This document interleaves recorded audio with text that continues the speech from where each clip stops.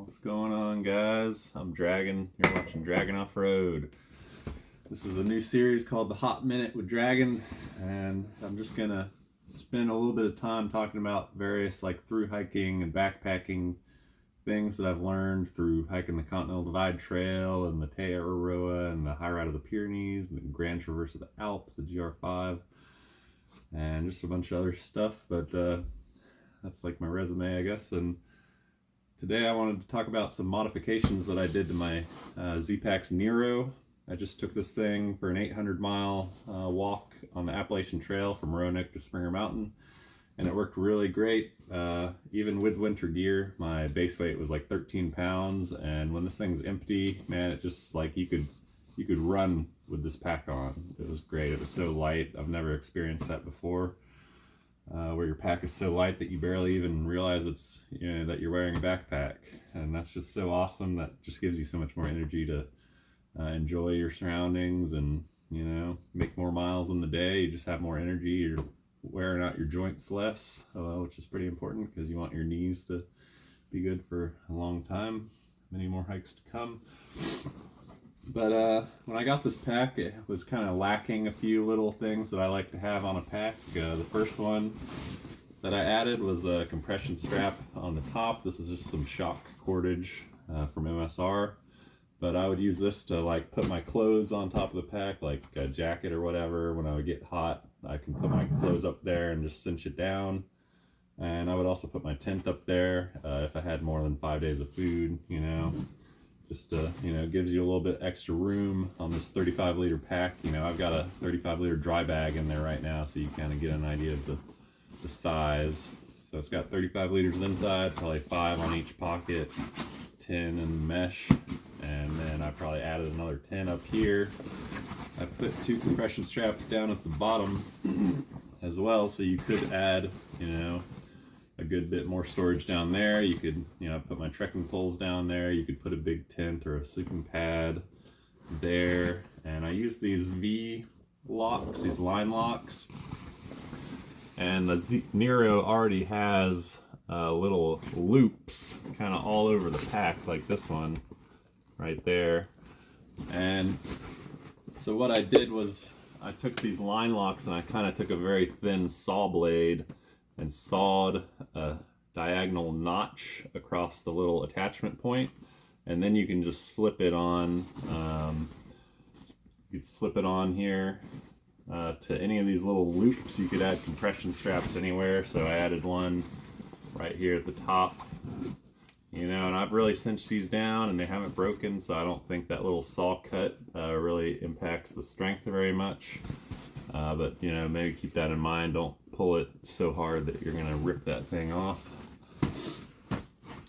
So another thing I did was I made these flip-flops out of old Thermarest foam pad I had, but I found out they actually work a lot better as hip belt pads because the Zero hip belt is like a 1-inch nylon strap. It's not very comfortable, but when you add these pads to it, it feels really great. And these things survived 800 miles. I just kind of slapped them on there, cut a couple slits, ran the strap over them, and yeah, they were amazing. Big comfort upgrade for this ultralight pack, especially when you got a lot of gear in there. This is rated for 20 pounds, but I would definitely put 25, maybe even 30 in it, with just a few little comfort modifications like that. Yeah, these rear compression straps, these could also be great for ice axe or crampons or whatever, anything you want to just strap on to the back of your pack. You don't want to put any holes in anything with your crampons, so good to have the spikes facing out and away from you and just on the bottom of your pack. I like this is actually just comes with all the Neros. This is a sit pad that they use as a back rest pad, kind of to give it a little bit of support and also to keep any sharp edges inside the pack from hitting you in the back. So that was pretty nice. I would use that with my small Thermarest at night and put my feet on this hip pad when I'm sleeping. Just put it inside my sleeping bag at the foot box. It kind of adds a little warmth, keeps your feet off the ground. I added this little pouch. I just kind of lashed it on with shock cord, and this fits my phone really well. So my phone is lanyarded around my neck, and it would just sit in this pouch. So anytime I need to check my maps or anything, I could just very quickly get to my phone. It's always just holstered there, and I could pull it out real quick. On the other side, I put this Anchor 26800 battery pack pouch. It's kind of what came with the battery pack. And I would use this both for, you know, the 26800 battery pack when I'm charging my phone. I would just run the cable across my, you know, chest, kind of with the chest sternum strap. And so it holds that really well when you're charging up your phone or your headlamp. It also fits a 1 liter bottle really well. I put a rubber band on it so it could kind of have a little extra support there, but it's also lashed on to the shoulder straps with just 2 pieces of shock cord and a square knot. But don't put a full water bottle on here because it'll kind of put some stress on your shoulder. You know, I got kind of a sore shoulder when I had a full water bottle sitting there for a while. But anytime I make coffee in the morning and just shake up, you know, an instant coffee in my water bottle at the same time, it was great for that, to just have instant access to coffee as you're hiking. So you don't have to stop or like reach around your back or anything. You just always have your water right there. I also would put my sit pad here occasionally, you know, it's just kind of a stuff pocket, which is nice to have. And another thing I added was a thermo compass. It's just like a thermometer, tiny little sun company thingy, and it's got a compass thermometer, so you could tell how cold it is, how many, you know, how much you should worry about your sleeping bags temperature rating when you're going to bed at night.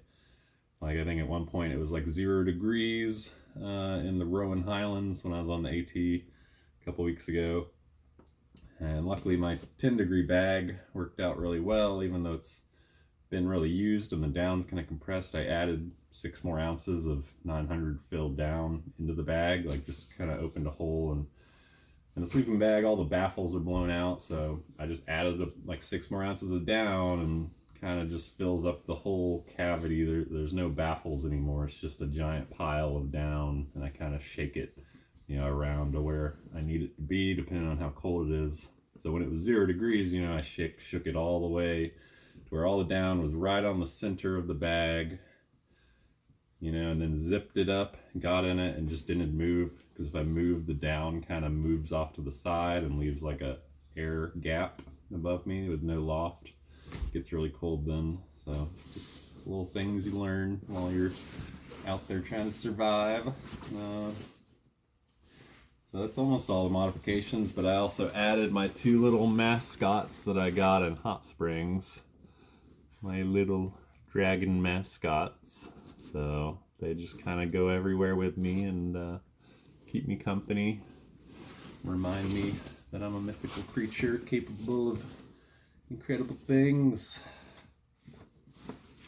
So yeah, that's all I got for my Z-Packs. That's how I modified it to fit my needs and just kind of be an even better piece of gear than it was when they first shipped it to me. Really happy with this pack.